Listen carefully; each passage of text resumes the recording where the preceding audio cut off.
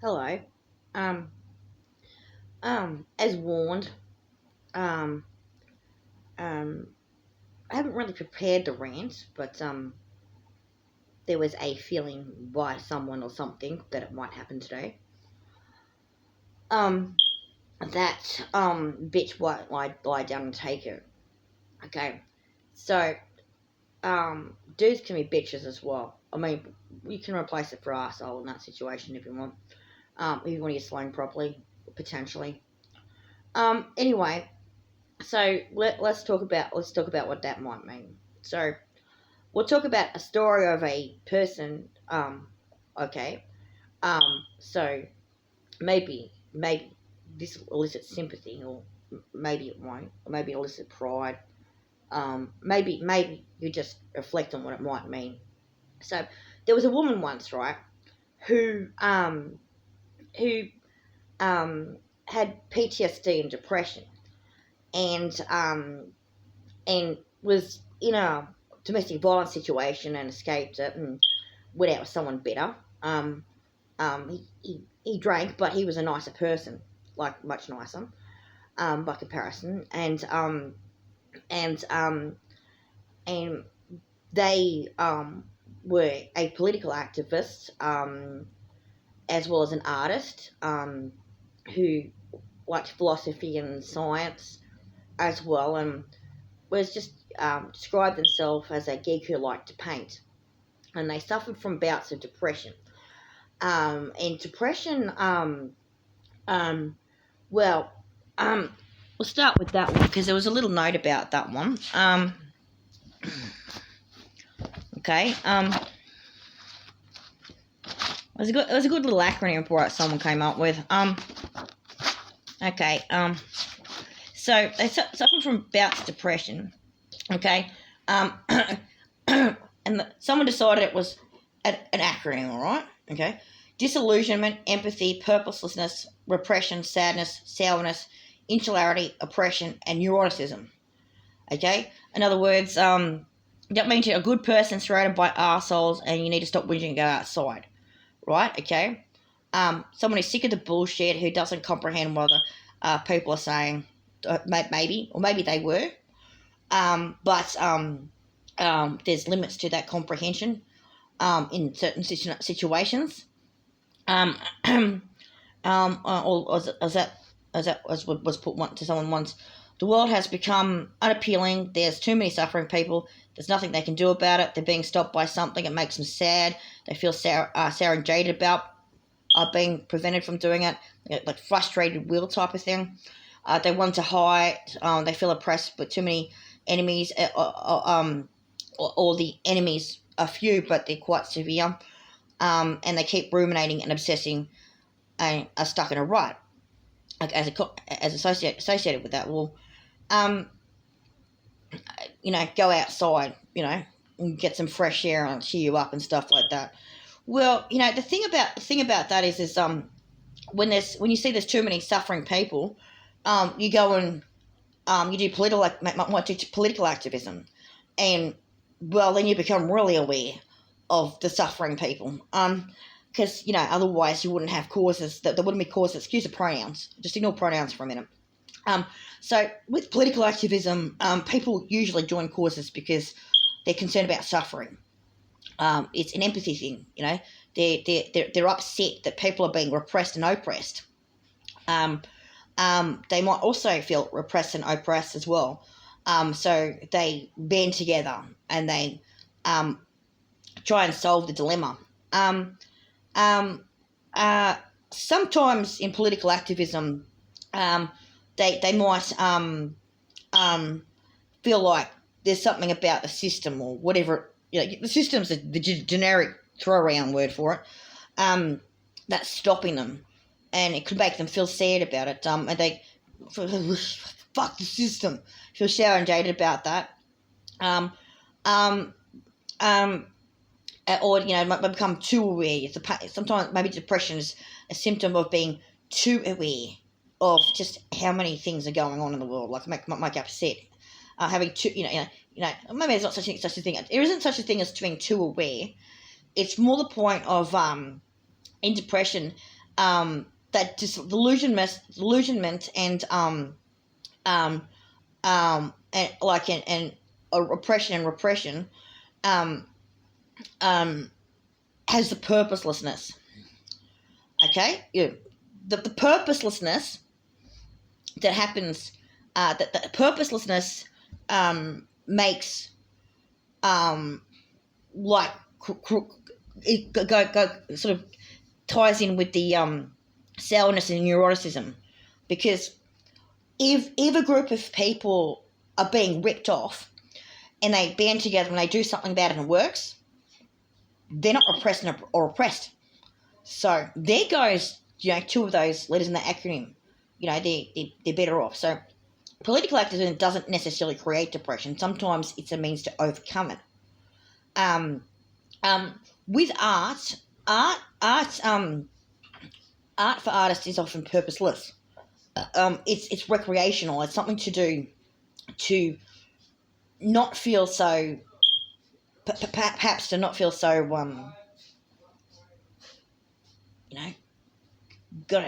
gotta do everything all the time, workaholic type mentality, right? Workaholic mentality that comes from being too purposeful. So you gotta let go of the workaholic as well. So anyway, in the story of that particular individual who did those things,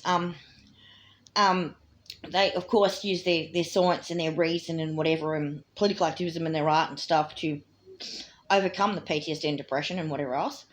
And unfortunately, that wasn't enough for them. They eventually got to a point where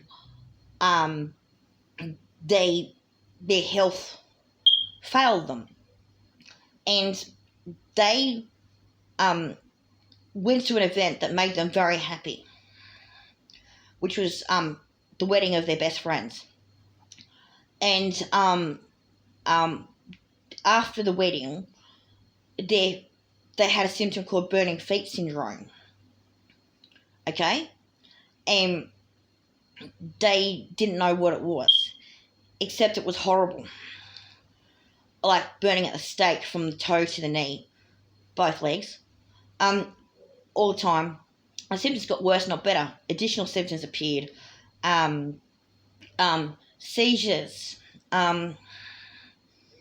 struggling to talk, struggling to hold objects, waking up paralysed, up to the waist for 4 hours in the morning,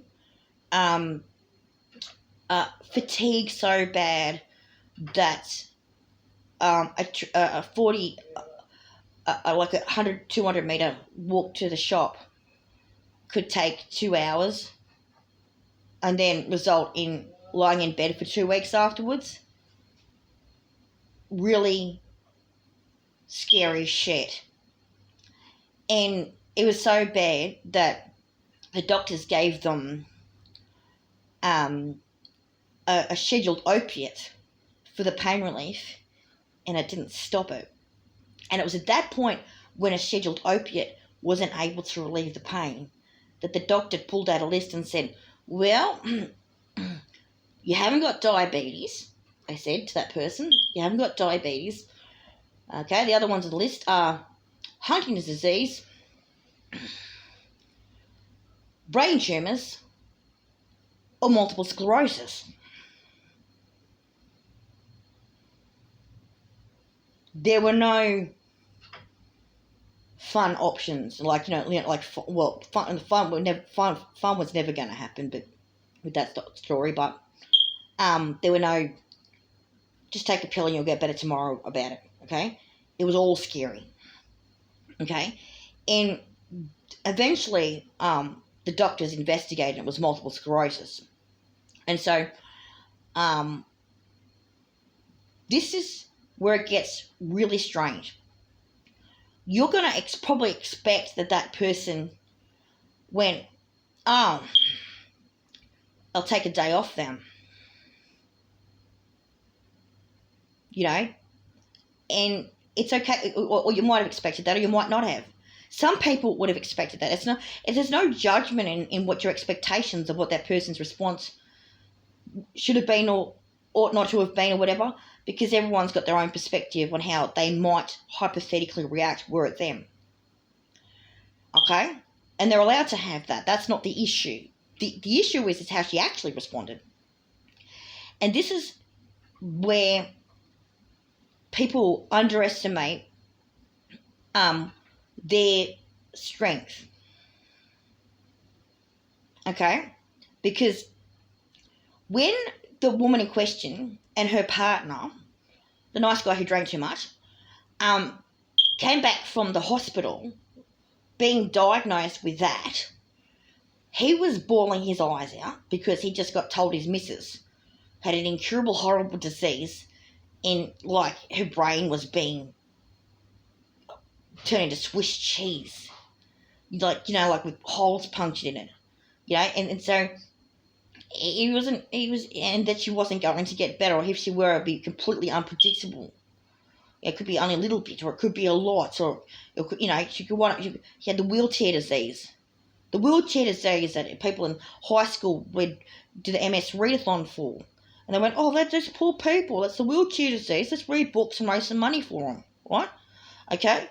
And he'd bawl his eyes out, because he was lifting her out of bed in the morning.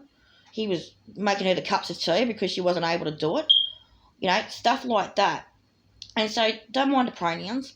Anyway, the point is that person responded in a way that surprised both of them. And anyone who's heard this story since was surprised as well. How that person responded was like this. They lived in a tiny little apartment with a kitchenette. Okay, like a studio apartment with a kitchenette, with a sink and bench area that was no more than 2.5 meters long.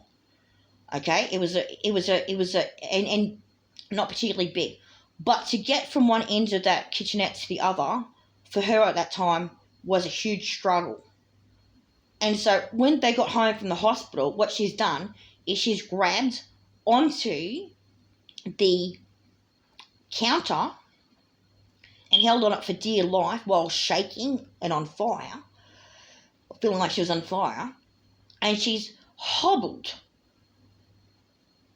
while holding onto the kitchenette and paced up and down for as long as she could stand up. And this is what she started screaming, and screaming is the correct word. Maybe not screaming, but saying very, very loud. She's really loud. I will not be beaten by this. I do not know how, but I will fix this. And I know thousands of scientists have tried, so I'm not assuming an arrogant position. I'm not assuming that I can do it, but I will try. And moreover, I will enjoy what little dignity I have left, because I don't know what's going on anymore, and I've just lost all my choices. Wow.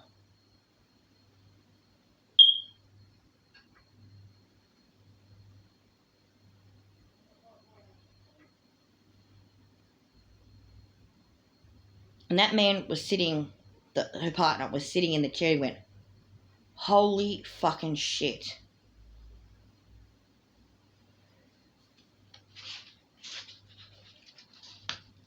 The same person with the history of depression and PTSD, who had bouts of unable to get out of bed, life wasn't meaning.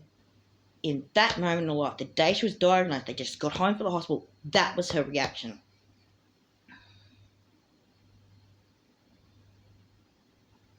And so, as the months and years went by, she, every day, 2 meters, 4 meters, 6 meters, 10 meters, 12 meters, 14 meters, 20 meters, 50 meters, 100 meters, 200 meters, with bouts of 2 weeks sleeping, a month sleeping.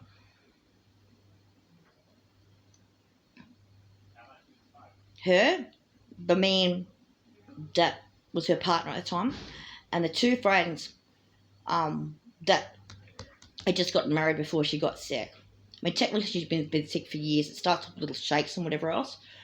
So it had nothing to do with the wedding. She's just really disappointed because, like, didn't want, like, that really happy time to be overshadowed by that, and then the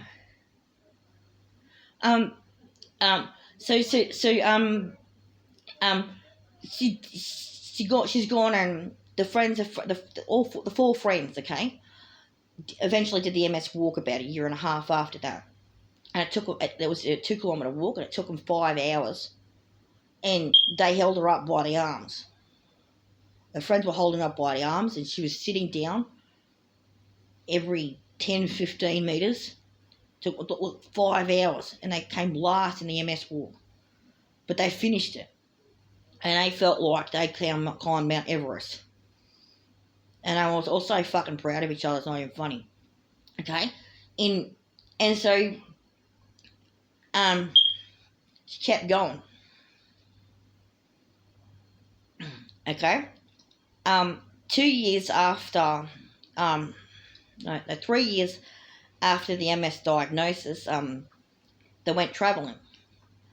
They were able to walk 200 metres by that point, without resting, as opposed to struggling to get up to go to the toilet, which was 4 metres away at the start. 200 metres. They went travelling. Her and the boyfriend broke up, and she went travelling and made some new friends with political activism. She found an opportunity to help by using Facebook, and that was good. And she wanted to, to not. She sort of, the cause mattered, and so she went to help. And it turned out to be the cause was the Aboriginal Tent Embassy. And after her and that man broke up, her friends at the Aboriginal Tent Embassy were the best friends that she'd had before those other people. They travelled around Australia together to different protest sites and different camps. They cared for one another. They gave each other things that each other needed. Neither of them were alone because they were all together. And they moved to different spots, and not everyone travelled as a big group. It's like, people move about and stuff like that. But purpose, ultraviolet light, these are things that help MS. While you've got these people piss farting around with their Baudrillardian maps saying you have to be, you should be after 15 or 20 years or so cloistered in a house in a wheelchair with a cane. The actual science is saying that one of the precursors, one of the risk factors for multiple sclerosis is vitamin D deficiency. So that person was wandering around in the Australian sunshine, okay, with her depression lifted because she was surrounded by friends and had a freaking purpose, and they were looking after each other. It was a good thing, not a bad thing. It made the MS. It helped make the MS go away. It helped kill her immune system, and so. If you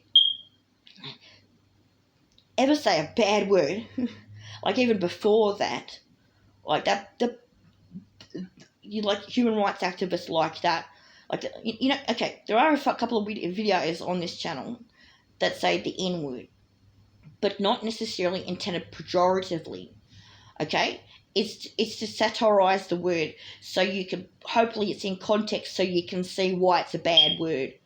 So we're going to put this into context again, okay? That word is not a word that's preferred, just to make that abundantly clear, okay? It's a hated word, okay? the people, okay, or people who like, you know, that don't understand. It's like like the Aboriginal Tent Embassy and her friends from the MS Walk story, and that did more for her than the MS Society did. There was no visit by a social worker from the MS Society, even though the head office was 2 kilometres away. To this day, the MS Society doesn't have social workers. There was no access to the NDIS. I mean, technically the NDIS wasn't invented until after she started travelling, or just before that, but it had to be implemented and stuff.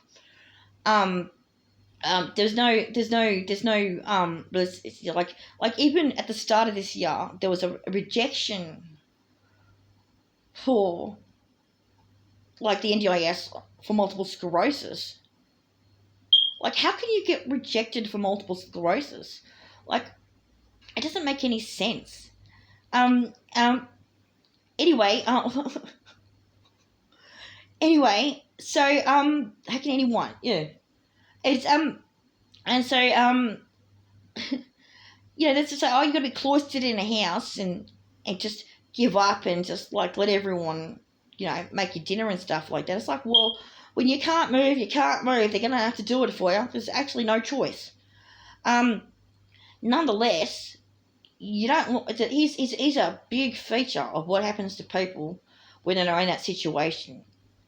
If you're told you're never going to move again, and it's all over Red Rover, you might respond accordingly. What's really interesting about the relapsing remitting multiple sclerosis diagnosis is that they're saying you're on the shit heap and you're fucked, but I don't know how fucked you are, awful, how wrong, or how often. So that's unpredictability element, because the symptoms can last 2 minutes or 20 years. It's really annoying. And so they don't seem to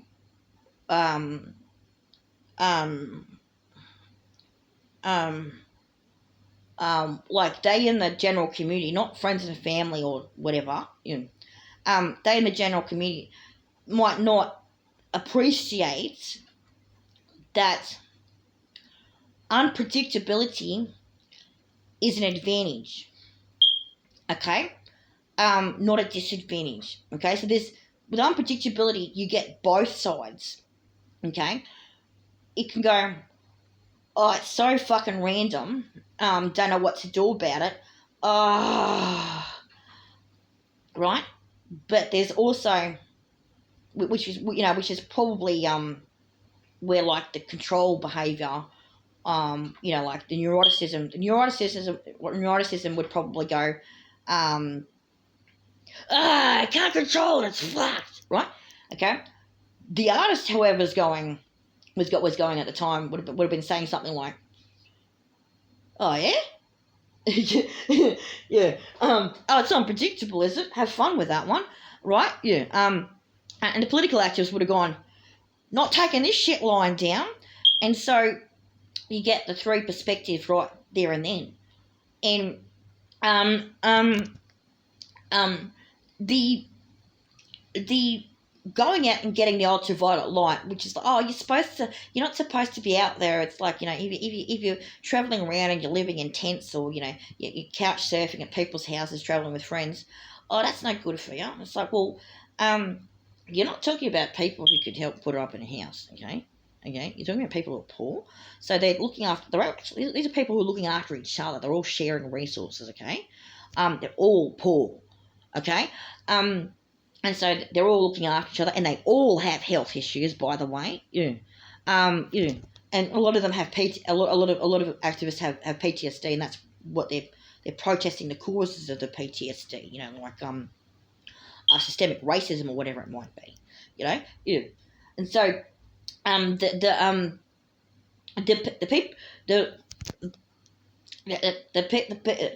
people might assume that at that point, and they will have a reason for their assumption, okay, which is valid and based on their perspective, that person had a right to, just sorry, can't help it. You're serving me now, but that's not how it was.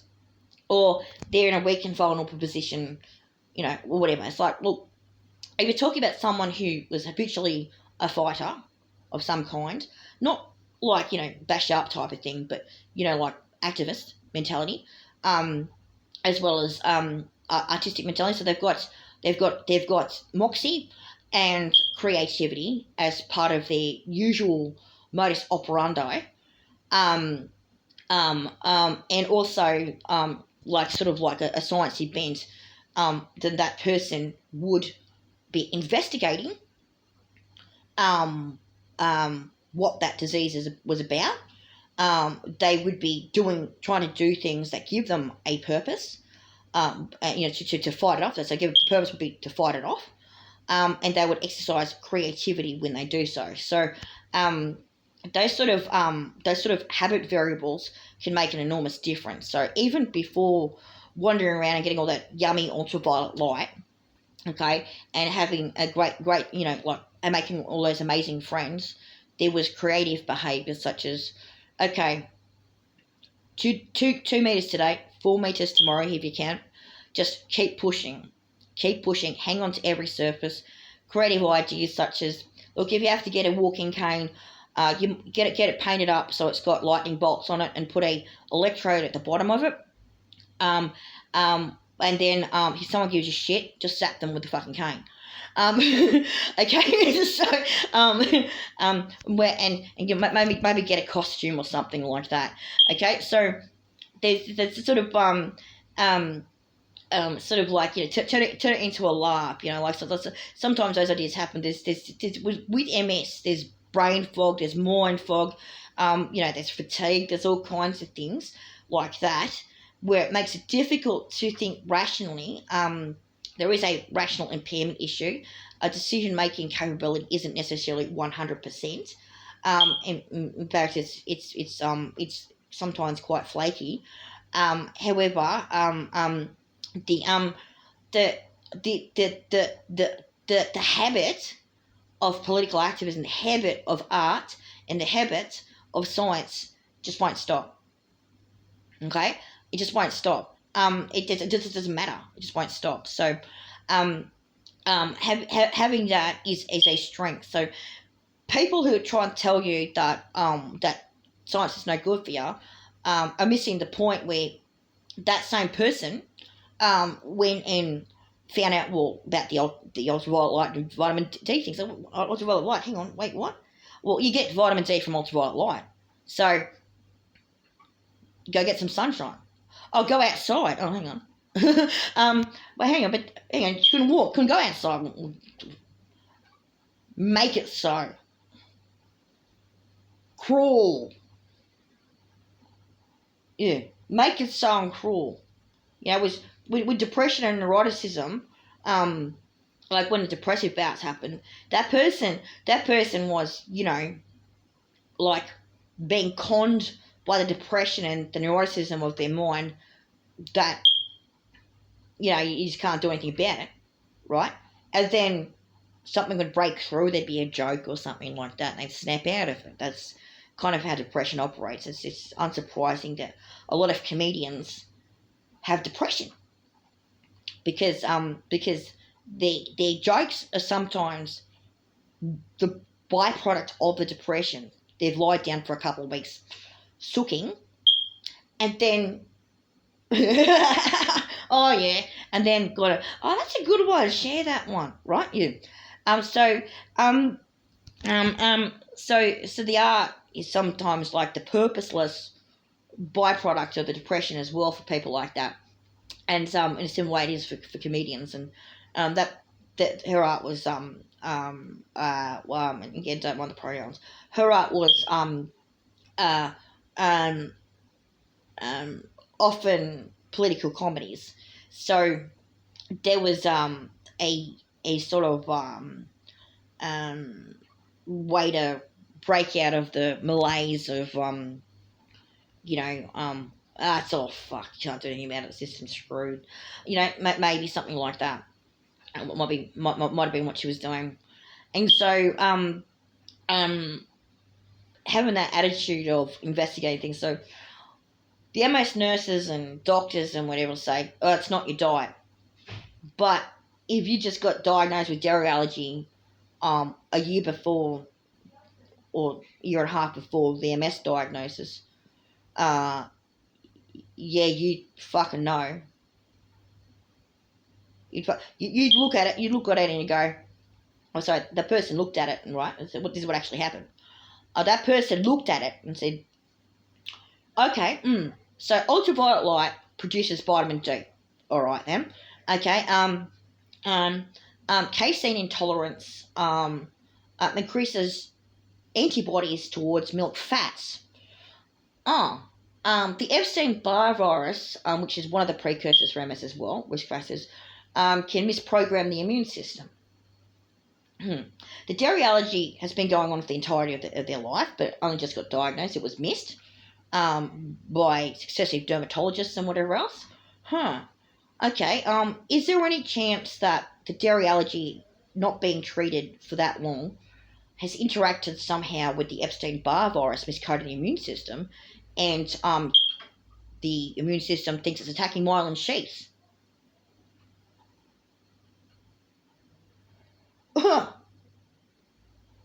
Right? Okay. Oh.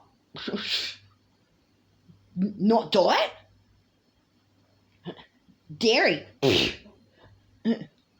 No amount of cheesecake can make up for that. Boy. You don't want Swiss cheese head? Don't eat cheese. Goodbye cheese. Right? And so, too easy. Go try, fine, get some vitamin. Okay. Circumstances like there was political activism before that.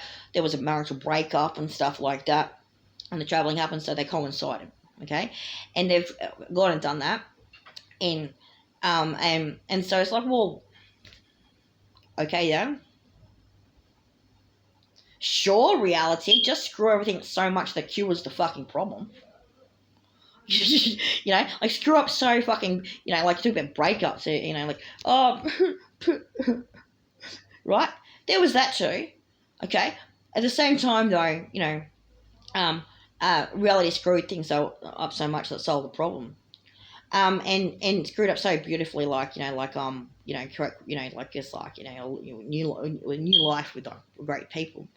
And so if you look at it from that perspective, the standardized mapping of and this has happened even recently with neurologists. Okay, you couldn't possibly be because actually they weren't a neurologist; they were a general practitioner in hospital, so they weren't even qualified to make that statement.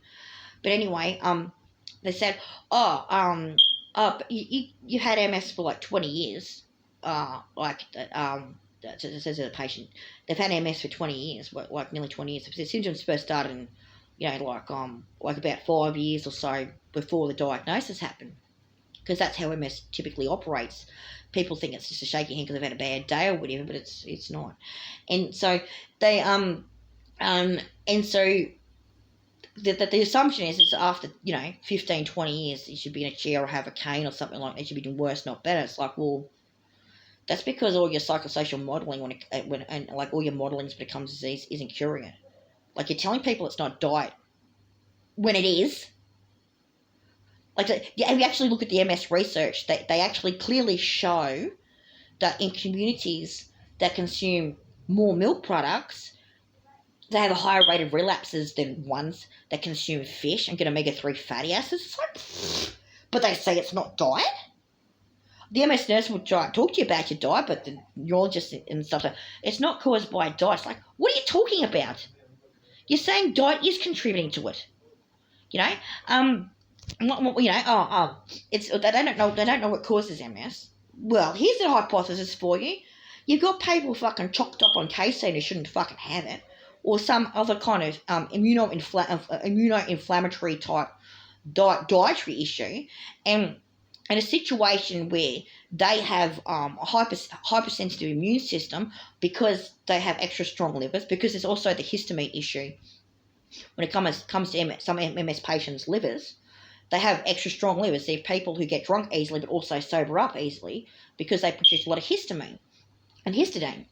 And it's like, well, hang on a second, that's an inflammatory, right? So you turn around and it's like, well, hang on, what they're saying there to people is that, okay, your Cadbury's when it comes to grog, okay, so because you get an extra strong liver, people with an extra strong liver who were exposed to the Epstein-Barr virus between the ages of 15 and 25, who had low vitamin D levels before the age of 15 and in their adulthood as well, who had lived highly stressful lives due to trauma, PTSD, or neuroticism of some kind, maybe they had a bit of the old workahol, have turned around and been consuming fatty products, fat-based products for the entirety of their life without it being properly diagnosed, in a situation where they've got the perfect mixture for their immune system to be, those variables to be misprogrammed and fluctuating in its strength and weakness, and then suddenly a bit of fat attached. How's that not appreciating the causal variables? It's entirely fucking accurate. Okay, the research shows different things. Oh, is it this or is it this? Is that? No, put it all together. What does it show? Oh, really? The medical history, maybe? Well, thanks, dermatologists, for not picking that up fucking 20 years earlier. Fuck. So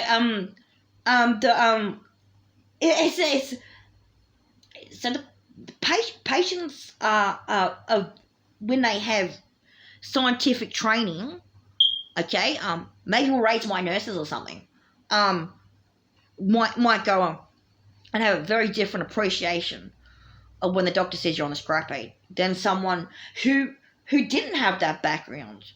They might turn around and go, well, all right, here's a jigsaw puzzle. Let's put it together. What does it say? Oh, yeah, hang on. All right, well, yeah, dairy, you're fucking well and truly out. Okay, yeah, we agree with the doctors in this one. Omega-3 fatty acids and vitamin D, you're in. And lots of it. Okay, how do you do repair? Okay, do repairs and stuff like that. Okay, is there brain training programs that are available? They'd released brain training programs. Okay, not specifically for MS or whatever, but okay then. Okay, make associations between taking the omega-3 fatty acids, learn the cycles of how enzymes are processed by the body, so how many hours it takes, and then do the training at the right time. Bam! Okay, there you go. That started to improve cognitive function. Okay, so sort of like reasoning type of stuff and creativity freaking works. That was going on before the ultimate breakup and the journey to go out and see the world and meet those amazing people and stuff like that. And the consequence was absolute entrenchment in vitamin D, total purposefulness, no isolation, no insularity going on there, and you know, there was a bit of the old, you know, the system sucks kind of thing, but people were doing something about it, and that's the thing. Doing something about it is what helps. With depression though, sometimes people get that when they have been doing something about it, and the will's got frustrated too much, and it's just constantly coming up against just bullshit, and it's like, you know, it's like whatever.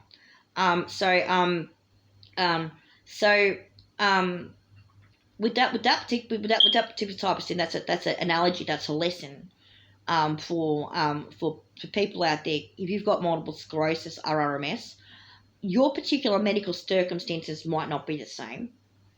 The cluster of variables that contributed to your immune dysfunction might not be the same, but you might get the idea of what's being said there. Hopefully that helps you. The other thing as well was the pronouns. When it comes to mind programming and stuff like that, so the idea of mind as it relates to health, is with the domestic violence patterning from the first marriage, there was incidences of sitting on a chair, and the man in question was You cheated on him. You did this. You did that. You did that. Right? And blanking out because it just didn't make any sense. Like in that situation, you're talking about people who like like they're in an economic situation where they're being discriminated against geographically. The region that they were from was considered a bad place because of bigotry, um, and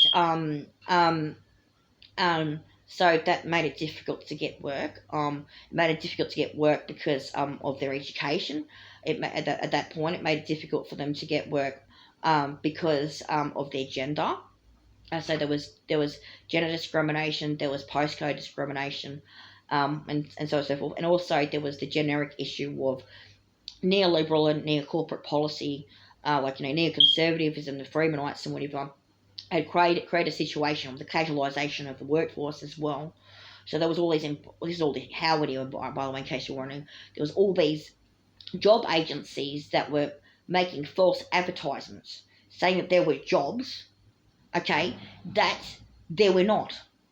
So people like that person were going to the job agency and applying for a job only to find that it wasn't there, that it didn't exist, like constantly pipped at the post. And the quick brown fox jumped over the lazy dog. Do the fucking goddamn typing test. Yeah, okay, okay. Once again, you've done it at 50 words per minute, right? That's what they were going through, right? And it's like, okay, but you're not going to get a secretary job. Here you go. Here's a temp job working in a call center for a outbound telemarketing contract. It's like, fuck, 2 weeks pay. You're like, fucking at that time in history it was about $13 an hour, and it's like all the income from that job was spent on just getting to and from the job. There wasn't enough time. There wasn't enough money to even pay for cigarettes or rent from that. And it's like, and that's just all there was. And that was periodically, like every 6 months, applying for 100 jobs a week. At that time, there was also discrimination based on like where gender discrimination comes into it as well. Is that they had an age discrimination. So the way that Centrelink operated in those days is there was you had youth allowance and you had New Start allowance, and New Start allowance started at the age of 25, and youth allowance went until the age of 21. So anyone between the age of 21 and 25 were in a gap in the middle, where they had to prove their independence. And if they happened to be in a domestic partnership, and their partner happened to be earning $50 per year above their threshold, which was very low, and before tax, then they could not get that, even if they had already done 2 or 3 years in the same job, and had a 3-year job or something like that, or a couple of jobs before that, even if they had an apprenticeship or apprenticeship of some kind before that. And by the way, the apprenticeship was, yes, it was in tech. But anyway, so there was gender discrimination there too. And so it's like, oh, we don't like the tech bros, they're all sexist. It's not just about that, okay? Like if you actually have a look at the industry, they're still sexist. They were sexist back then, and they're sexist now, but for different reasons. So, so moving on, eventually education in the soft sciences, because that's for women, right? Happened, but they turned out to be more useful for what's the name? Okay, yeah, maybe you'd probably try and read this. Some people out there and go, she's lying about the implant and she's lying about SpaceX and a robotic spaceship story. She's not. That actually happened. Okay, okay. If you however, the story of the implant had nothing to do with the 10 embassy or whatever, how it was acquired and stuff like that, will not be disclosed, because it actually relates to Australian national security. Okay, what's being put out there is that it is being investigated by ASIO, how that thing got disrupted for national security. So anyone out there who's from any groups that might have done that, knows the days are numbered, and the Australians are going after you. Okay.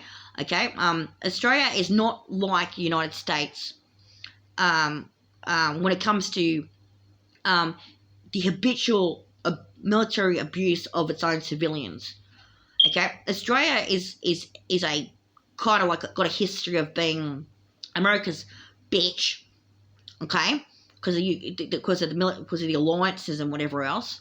However, it isn't strictly speaking the case that the ADF, does unlawful experimentation on their own citizens, like what targeted individuals in the United States allege. Okay, so the Australian perspective on the targeted individual phenomena, okay, is drastically different as a consequence, even if someone just so happened to actually physically hold one of those stupid things and smash it one day, okay, which was independent of all the other activist stuff.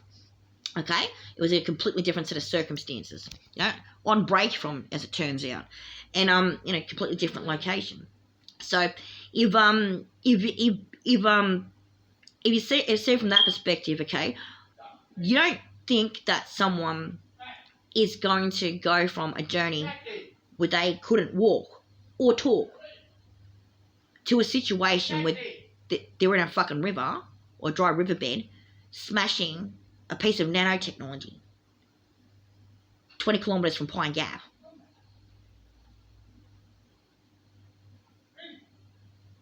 Do you think that is the normal trajectory you would expect an MS patient to go through? But that is what they went through. Okay? Do you think on that day, when they were told by that doctor that they were fucked, that part of them was crying and broken and sad? Yes, of course. Okay? Maybe that reaction, I will not be beaten by this, I do not know how, but I will fix this, and I will know. Thousands of scientists have tried, so I'm not assuming an arrogant position that I could do this, but I will try anyway, and moreover, I will enjoy what little dignity I have left, because I don't know what's going on anymore.